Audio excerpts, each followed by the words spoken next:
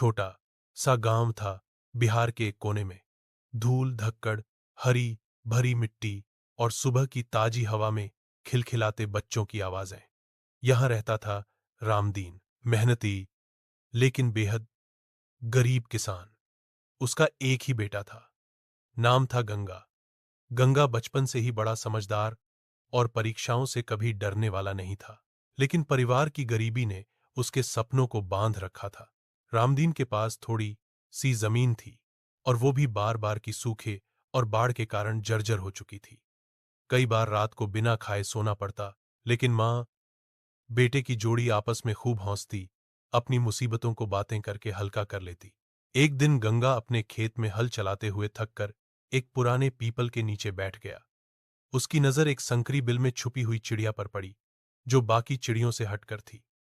उसके पंख सुनहरे थे, जैसे उस पर सूरज की किरणें लट्टू हो रही हों। गंगा ने ध्यान से देखा तो वह चिड़िया घायल और डरी हुई थी।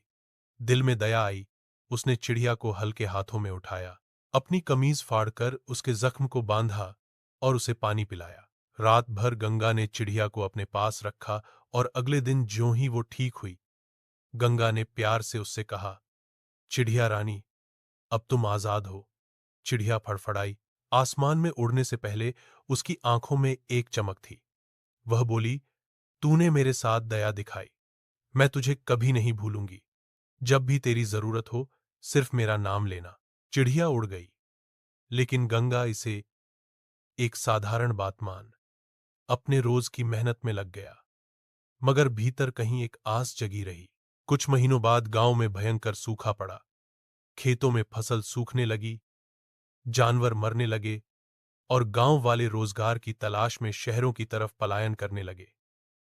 गंगा की मां बीमार रहने लगी और अब हालत यहां तक पहुंच गई